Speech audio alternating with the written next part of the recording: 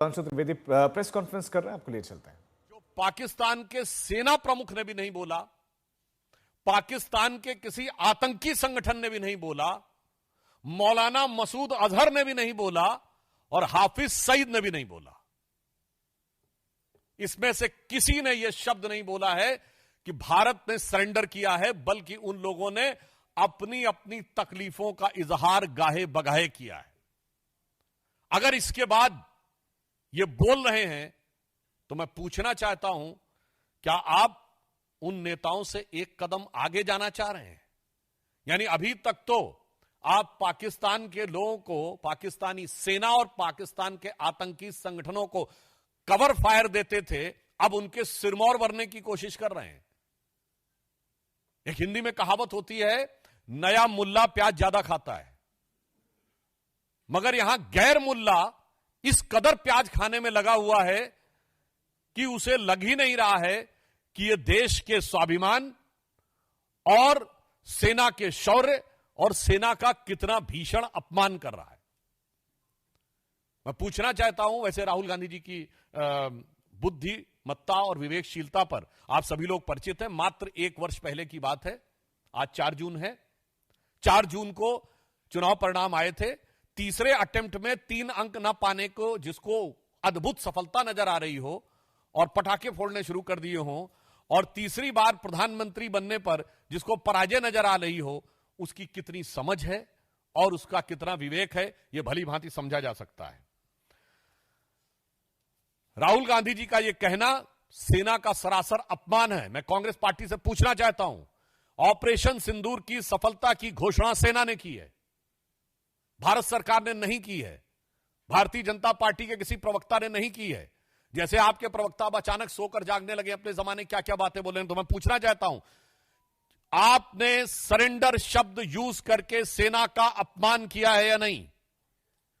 क्योंकि सीधे सीधे जब आपने सेना के बयान को सरेंडर से तुलना किया है, इसका मतलब भारत और भारत की सेना का सर झुकाने का वो काम और इसके लिए वो शब्द जो पाकिस्तान की सेना, पाकिस्तान के आतंकवादी संगठन और यूएन सिक्योरिटी काउंसिल के द्वारा डिजिग्नेटेड आतंकवादी जैसे मौलाना मसूद अजहर और हाफिज सईद भी नहीं बन कर पाए हैं, तो आप क्यों उनके मुहाफिज बनने की कोशिश कर रहे हैं? और मैं दूसरा बताना चाहता हूं राहुल गांधी जी से कि अगर आपको यह समझना है सरेंडर, तो याद करिए, राहुल गांधी जी केवल 2 साल पहले आप विदेश में गए थे और आपने कहा था, why the defenders of democracy America and Europe are silent and not interfering in India. यह था सरेंडर। 15 जुलाई 2011 को आपने कहा, it's impossible to totally control terrorism. यह था आतंक के आगे सरेंडर। 26/11 के हमले के बाद आपकी सरकार ने शर्म शेख में कहा कि कंपोजिट डायलॉग प्रभावित नहीं होगा आतंकी घटनाओं के साथ। यह था आतंक की मानसिकता के साथ सरेंडर। 1995 में नरसिम्हा राव सरकार के समय एक फोन आया और भारत ने अपना एटॉमिक एक्सप्लोजन रोक दिया, यह था सरेंडर। 1971 में 93,000 प्रिजनर ऑफ वॉर थे। 1971 में 93,000 प्रिजनर ऑफ वॉर थे, फिर भी पीओके क्यों सरेंडर कर दिया? छंब का 160 किलोमीटर का एरिया जीता हुआ क्यों सरेंडर कर दिया? 13,000 किलोमीटर पाकिस्तान के पंजाब और सिंध का जीता हुआ क्यों सरेंडर कर दिया? 54 हमारे सैनिकों को वापस नहीं लिया, उन्हें क्यों सरेंडर कर दिया? 1965 में जीता हुआ हाजीपीर का दर्रा सरेंडर कर दिया। लाहौर से 20 किलोमीटर दूर तक सेना पहुंच गई थी, वो सरेंडर कर दिया। 62 में तो क्या क्या सरेंडर कर दिया। 19 नवंबर 1962 को जवाहरलाल नेहरू का कैनेडी को लिखा गया लेटर है, जिसमें उन्होंने सीधे कहा है कि अमेरिका आकर अमेरिकन पायलट्स हमारी एयरफोर्स को संभाले, जो 2010 में डिक्लासिफाइड हुआ है कैनेडी लाइब्रेरी के द्वारा। 1960 में सिंधु का 80% पानी सरेंडर कर दिया। 1948 में आपने कश्मीर का एक हिस्सा सरेंडर कर दिया। 1947 में मुस्लिम लीग के आगे 1/3 सरेंडर कर दिया। तो राहुल गांधी जी, आपकी पार्टी और आपके खानदान के कारनामे आजाद हिंदुस्तान के कैलेंडरों में सरेंडर से भरे पड़े हैं। और जहां तक हमारे प्रधानमंत्री जी की बात है, बहुत साफ कह देना चाहता हूं, राहुल गांधी जी किसी के आगे सरेंडर कर दें, कांग्रेस ने किया होगा, मगर भारत किसी के आगे सरेंडर नहीं हो सकता। हम विश्व की एकमात्र ऐसी सभ्यता हैं जो हजारों सालों के आक्रमण के बाद भी आज जीवंत हैं, जिसे आप मानने को तैयार नहीं।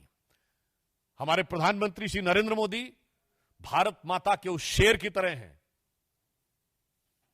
आपको पता होगा, एक संस्कृत का वाक्य है, न अभिषेको न संस्कारो सिंहस्य क्रियते मृगा विक्रमार्जित राजस्य स्वयं मृगेंद्रता।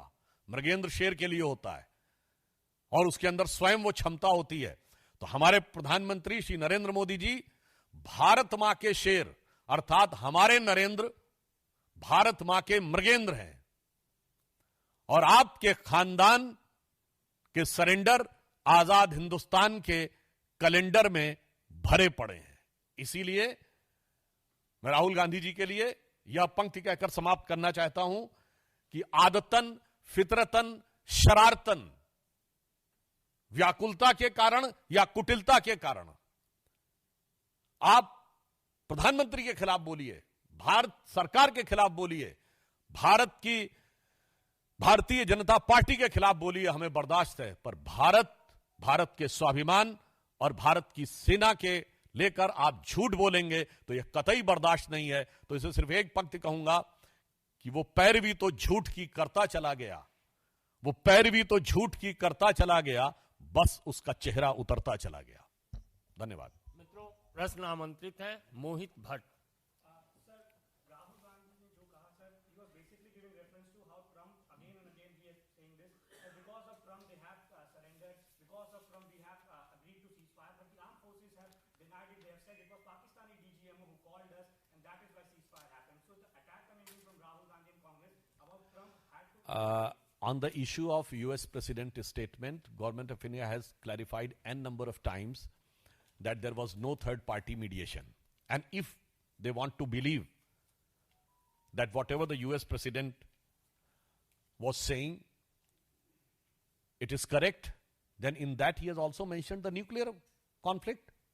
He has averted, as per the US President, Mr. Donald Trump, he is saying that he has averted a nuclear conflict, which has been categorically denied by Government of India.